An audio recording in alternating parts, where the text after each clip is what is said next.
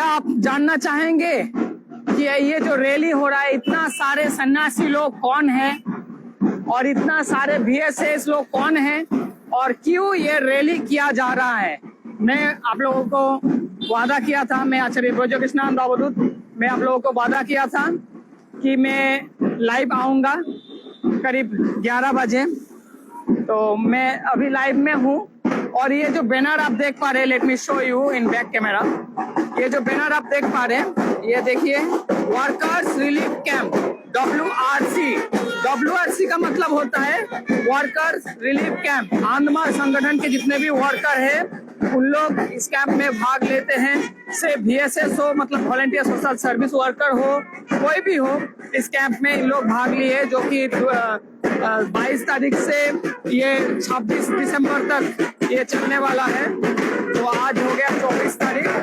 ये सब जितना भी आप देख पा रहे हैं, इन लोग सभी हैं आनंद मार्ग संगठन के सन्यासी हैं, जो कि सर्वत्यागी सन्यासी, घर द्वार सब कुछ छोड़ के एक संगठन के काम के लिए व्यस्त हो गए हैं, अपने जीवन को उत्सर्ग किए हैं मिशन के लिए। घर बारी सब कुछ छोड़ के मिशन के लिए दिए है, जो कि आनंद मार्ग संगठन के प्रतिष्ठाता श्री श्री आनंद मूर्ति जी, जिनको हम लोग प्यार से बाबा बोलते हैं, उन संगठन में जो अभी जो वर्कर रिलीफ कैंप जो conducted by VSS volunteer social service, उसी का अभी जो कैंप चल रहा है।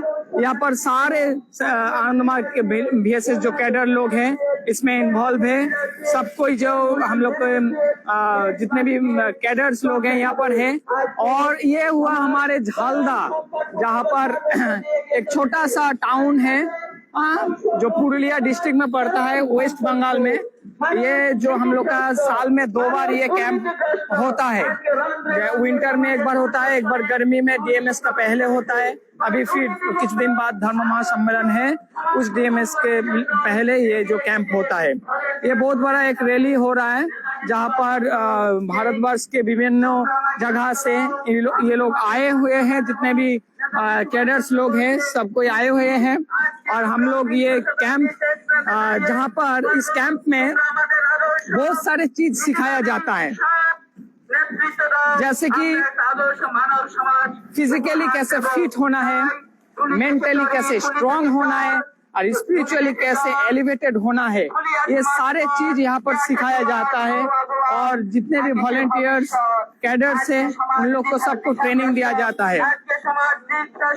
जो अभी आनंद मार्ग जो ऑर्गेनाइजेशन है, ये विश्व में हर एक कोना में पहुंचे हुए हैं और हर एक जगह सोशल सर्विस करते रहते हैं। अभी मानव समाज के दिशा देवा थोड़ा दिक्कत हो रहा है, गाड़ी से जा रहे हैं। प्रशिक्षण शिविर उद्देश्य आदर्श नेतृत्व, मैं थोड़ा दिखाता हूँ इन लोग क्या बोल रहे हैं, वही सब आपको सुनाता हूँ। नेतृत्व समाज के कलुषित मुक्त करবে, যে নেতৃত্ব সমাজকে শোষণ মুক্ত করবে, এই ধরনের শোষণ মুক্ত দুর্নীতি মুক্ত আদর্শ এক মানব সমাজ প্রতিষ্ঠার উদ্দেশ্যে 5 দিবসীয় ভলেন্টিয়ার সোশ্যাল সার্ভিসের দ্বারা আয়োজিত প্রশিক্ষণ শিবির চলছে ঝালদা স্কুলের মধ্যে। তাই সমস্ত সুধীবৃন্দদের, সমস্ত দেশবাসী বৃন্দদের উদ্দাত্ত কণ্ঠে আমি আহ্বান জানিয়ে যাই, আসুন একটা শোষণ মুক্ত দুর্নীতি মুক্ত আদর্শ মানব সমাজ প্রতিষ্ঠা করে। নেতাজির ভাষায় রবীন্দ্রনাথ ঠাকুর সেই সময় চরম বিপদগ্রস্ত ভাষায় বলেছিলেন, দেশ এক সংকটপূর্ণ অবস্থার মধ্যে এগিয়ে চলেছে।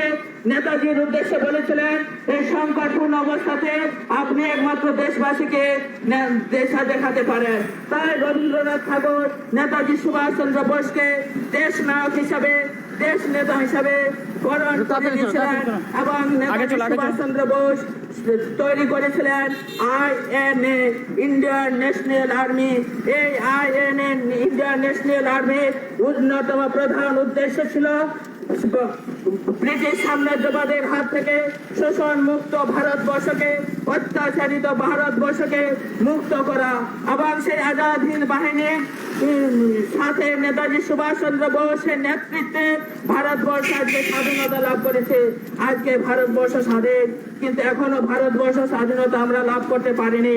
এখনো মানুষ দুবেলা অন্ন ভরে ভাত খেতে পায় না। এখনো মানুষ খোলা আকাশের নিচে ঘুমায়, এখনো মানুষ তার প্রয়োজন, ন্যূনতম প্রয়োজন করতে গ্যারান্টি পায় না। শিক্ষা নেই, বস্ত্র নেই, বাসস্থান নেই, চিকিৎসা নেই, চারিপাশে আর্তনাদ, হাহাকার।